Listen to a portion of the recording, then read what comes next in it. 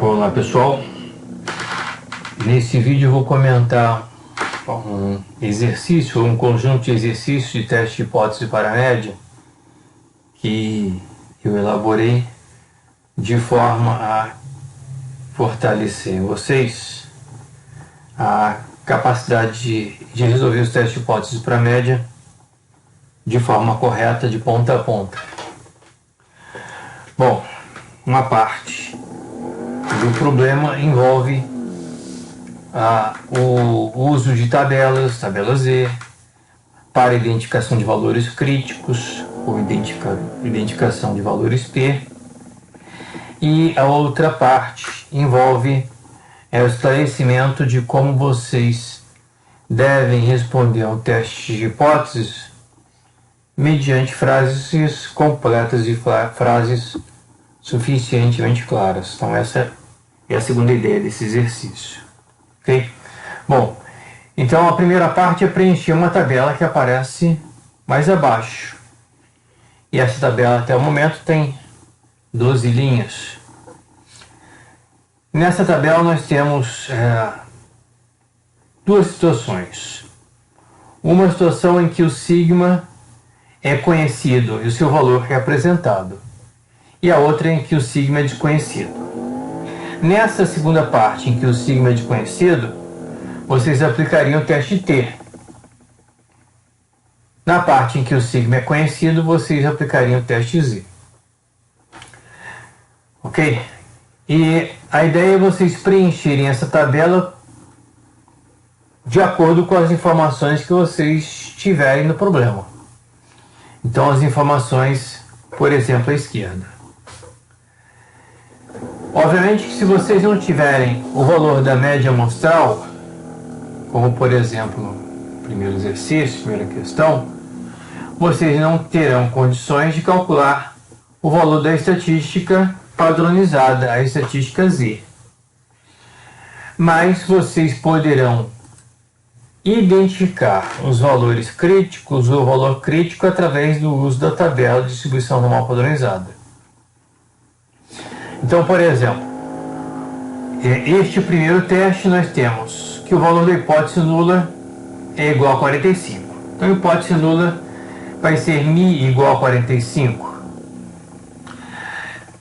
Na terceira coluna eu digo o sinal da hipótese alternativa. Então, a hipótese alternativa é μ maior do que 45. Isso significa que a hipótese nula pode ser escrita como μ igual a 45, mas também pode ser escrita como μ menor ou igual a 45. O mais importante, o sinal da hipótese nula, ou seja, o sinal da hipótese alternativa. Ou seja, a hipótese alternativa, μ maior do que 45. Como não conhecemos o valor da média amostral, não temos condições de calcular o valor da estatística Z. A estatística Z ela necessita do conhecimento da média amostral. Mas nós podemos obter o valor crítico desse teste unicaudal à direita, bastando que observemos qual o valor de Z associado à área à extrema direita de 0,05. Para isso, utilizaríamos a tabela de distribuição normal padronizada. Então, para o primeiro caso, vocês não teriam condições de identificar o valor da estatística Z, e por isso não teria condições de identificar o valor P. Mas tem condições de calcular, identificar o valor crítico. Aqui só o valor crítico é um teste unicaudal. A partir do exercício número 4, vocês têm a informação da média amostral. Então no exercício número 4, onde a hipótese nula é μ igual a 8,45, a hipótese alternativa μ maior do que 8,45, então teste unicaudal à direita, ou seja, eu posso dizer que a hipótese nula é μ menor ou igual a 8,45. Ok?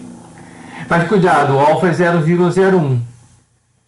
Então, qual é o valor crítico de Z quando o alfa é de 0,01? E, aliás, por que Z? Porque o sigma é conhecido e o sigma está sendo informado com o valor 2,5.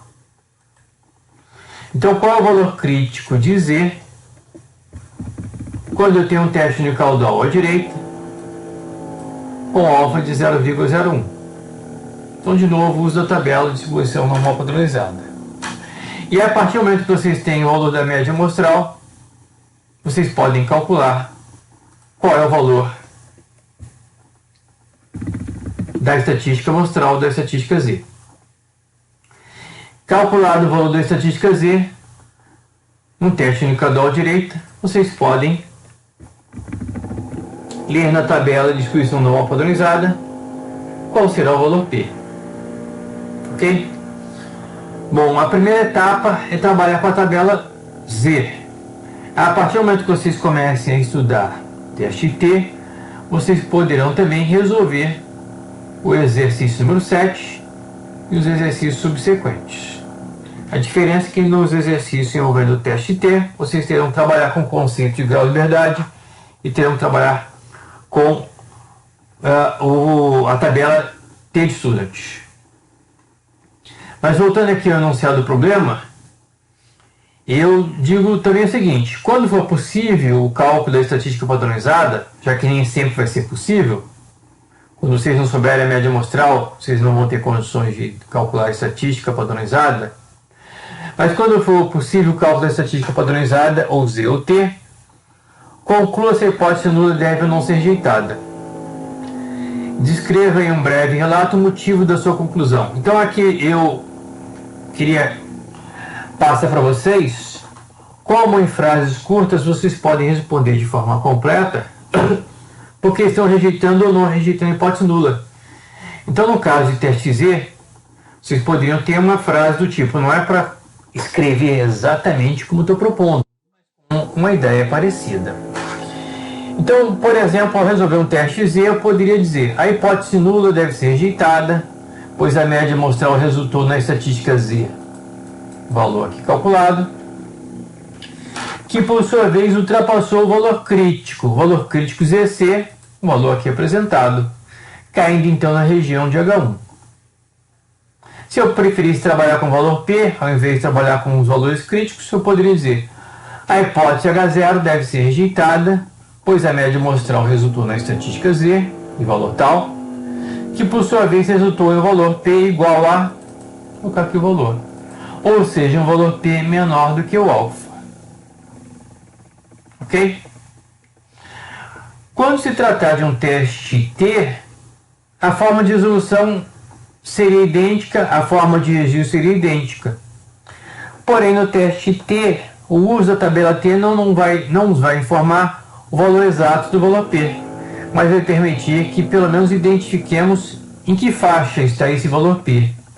Por exemplo, podemos dizer que o valor P está entre 0,05 e 0,01, ou está entre 0,10 e 0,05, e assim por diante. Então nós poderíamos, se optássemos por resolução pelo valor P, poderíamos dizer que o valor P está localizado entre dois valores lisos à tabela T. Ok?